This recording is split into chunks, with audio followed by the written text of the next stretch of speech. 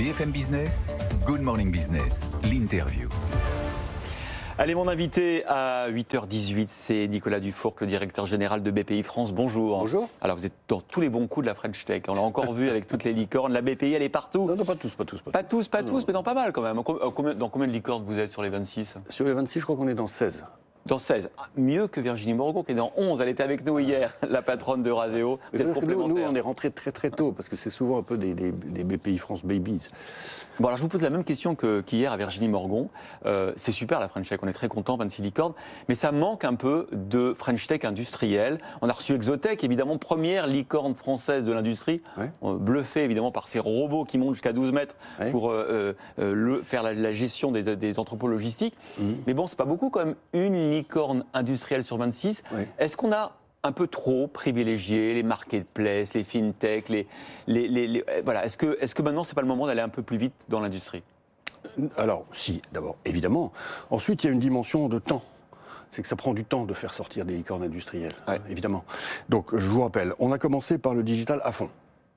Ça, c'est toute la période, on va dire, les plateformes, les codeurs, les développeurs, tout ce qui donne les licornes d'aujourd'hui. Ça, c'est la période, on va dire, 2013 jusqu'à 2016, où on a foncé. Bon. À partir de 2016, on s'est dit, il faut absolument qu'on fasse de la deep tech, c'est-à-dire des startups dirigées non pas par des jeunes sortis des écoles de commerce ou d'ingénieurs, mais par des un tout petit peu moins jeunes sortis des laboratoires des universités françaises. Et ça, on a commencé à voir ces synergies entre les labos exactement. Voilà. Donc on a lancé notre plan majeur, il s'appelle le plan deep tech. On l'a lancé avec Agnès Pannier et Frédéric Vidal, c'était en janvier 2019. À l'époque, on faisait 50 startups deep tech par an. Maintenant, on en fait 200. Les deep tech, à la fin des fins, elles doivent produire des objets. C'est toute la différence avec les plateformes. Et les objets, il faut des usines. Donc ça prend le temps que ça prend. On est en train aujourd'hui, on vit un moment incroyable où on fait plus 50 startups deep tech par an, mais on en fait 200 et on va aller vers 400. Et chacune d'entre elles, presque chacune d'entre elles, va vouloir faire son atelier. Donc aujourd'hui, c'est ce qu'on a fait hier, avec Agnès Pannier-Cédrico, on a lancé le plan Nouvelle Industrie. Qui est avec un plan de 2,3 milliards d'euros annoncé par le gouvernement. Et vous allez d'ailleurs, vous aviez besoin de ce plan parce que ça va vous permettre de créer un nouveau fonds d'investissement, un nouveau support ou le renforcer. En fait, c'est une nouvelle boîte à outils complète, comme on l'avait fait en janvier 2019 pour la deep tech.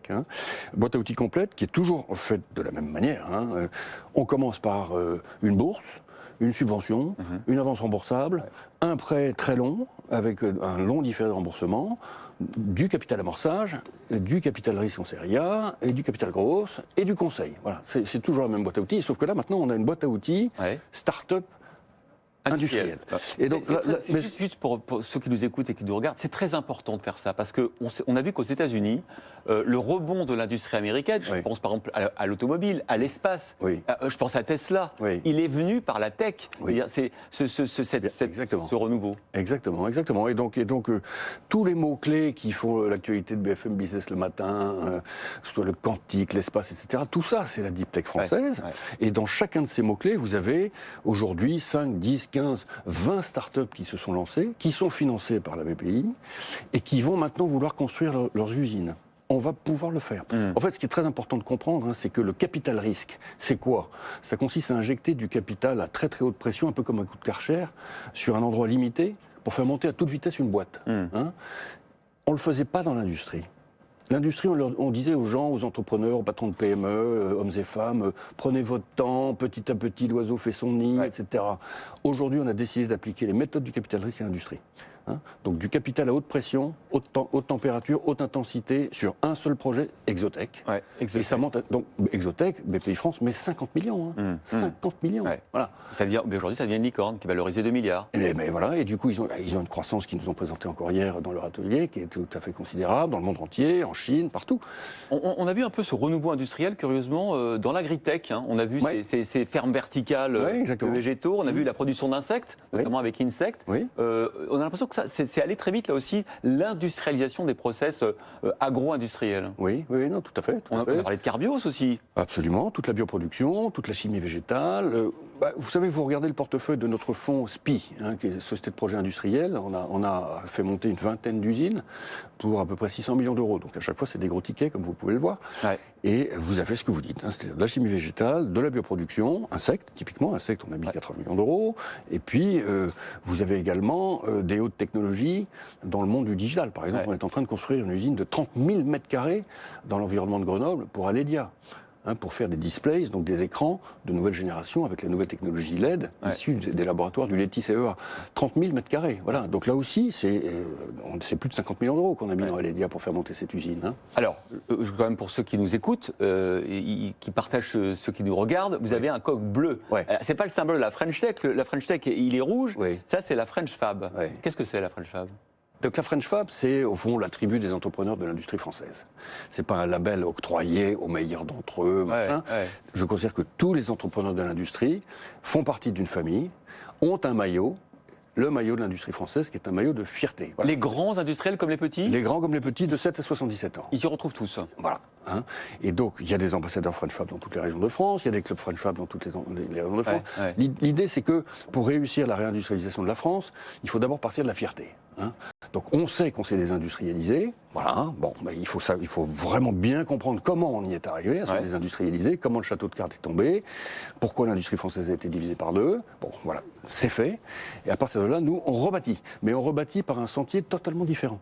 Vous l'avez dit, le sentier de la tech. Hein. Par la tech. Et donc la connexion entre la French Tech et la French Fab, on va pouvoir faire monter, nous on veut faire monter 100 usines par an. Combien ? 100. Est-ce que vous pensez que, parce qu'on parle beaucoup de réindustrialisation, de relocalisation, est-ce que vous pensez que le succès de la réindustrialisation française passera justement par ces nouveaux acteurs qui travailleront avec les gros ? Mais est-ce que c'est par là que viendra le renouveau ? Absolument. Et ça passera par la collaboration entre les gros et les petits. Entre les PME et les start-up, entre les PME et les grands groupes, il y a encore beaucoup d'améliorations à obtenir, hein, entre les start-up et les grands groupes. Tout ça, ça forme un écosystème. Et cet écosystème, il est à la fois French Tech, donc coq rouge, hein, et French Fab, c'est-à-dire la tradition française de l'industrie, qui existe toujours. Hein. On a vu tous ces succès en début d'année de la French Tech avec ces licornes. On est tous évidemment pas inquiets, mais en tout cas on se demande comment on va les aider à franchir les étapes d'après. L'étape des 10 milliards, l'étape, pourquoi pas, de devenir des GAFAM européens ou français. C'est vrai qu'on a réussi au cours des dernières années à corriger le tir sur les lancements et la création de licornes. On n'est pas sûr encore d'avoir l'argent, les fonds, les investissements, les circuits des assureurs, des investisseurs vers les French Tech pour les faire grandir. Est-ce qu'on est prêt là à les faire grandir ? Parce que sinon, ils vont aller aux États-Unis, il y en a beaucoup qui transfèrent leurs sièges ou leurs activités, ils se disent que les gros investisseurs, ils sont américains. Comment on fait pour... c'est pas grave qu'il y ait des investisseurs américains, mais pour qu'il y ait aussi des investisseurs européens ? Bon, alors d'abord, il y a un énorme sujet, tout le monde le sait, hein, c'est qu'il n'y a pas de fonds de pension en France. Et qu'il y a beaucoup de pays européens où il n'y a pas de fonds de pension. Donc il n'y a pas toute la manne de la retraite par capitalisation qu'on trouve aux États-Unis. Regardez, il y a de l'assurance vie, on pourrait davantage orienter l'assurance vie vers la... Il y a évidemment un sujet qui m'échappe, mais qui est le rêve de tout fonds d'investissement, qui est que le pourcentage de l'assurance vie affectée au private equity soit beaucoup plus important. Mais ça, c'est Solvency 2, c'est un espèce de serpent de mer. Il y a eu des simplifications quand même qui ont été apportées récemment, grâce aux équipes de Bruno Le Maire en particulier. Hein. Et c'est tout un chantier. Bon. En attendant, ce que vous voyez toutes les semaines, pratiquement tous les jours, c'est que les start-up françaises arrivent à lever des fonds gigantesques du monde entier. À la limite, on va dire que c'est bon pour la balance des paiements française. Hein. Tout ça, c'est du cash étranger qui arrive. Et qui est une bonne contrepartie du déficit commercial. Tant que les start-up françaises ne déplacent pas leur siège, moi, ça m'inquiète pas plus que ça. Hein. On a des gros fonds français qui sont capables de mettre des gros tickets. Regardez ce qu'on fait. Nous, je vous ai cité des chiffres, mais vous avez invité Virginie Morgon hier, elle met des très gros tickets maintenant. Tickets. Bon.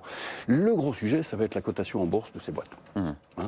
Et le combat que BPI France va livrer, c'est qu'une immense majorité soit cotée sur Euronext. C'est ça. Il faut qu'on réussisse la sortie. Et ça, comment on fait pour les inciter à être cotés sur les marchés ? Non, mais elles seront d'accord à condition qu'il y ait des investisseurs, qu'il y ait une liquidité du marché. Qu'il y ait une liquidité du marché, qu'il y ait des investisseurs dits cornerstone, que les introductions se passent bien, qu'il y ait un marché, en fait, un marché pour la nouvelle verticale tech cotée.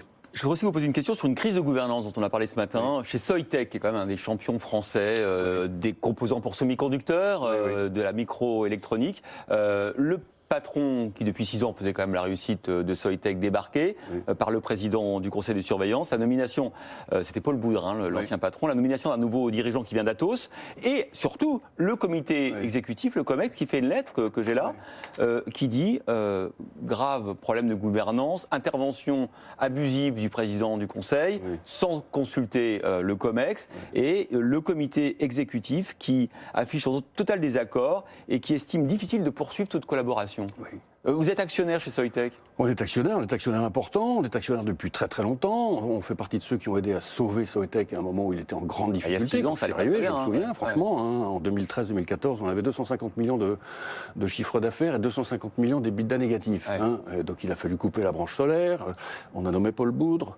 On a fait du bon travail. On a relancé toute cette entreprise avec le concours de ST Micro, avec le concours du CEA, etc. Donc tout est reparti. L'entreprise a magnifiquement surfé sur la vague. Paul Boudre a fait du très bon travail. Paul Boudre atteint la limite d'âge. Et donc, il est totalement normal que le conseil d'administration se pose la question de la succession. L'attaque ad hominem sur le président du conseil d'administration est totalement inadmissible.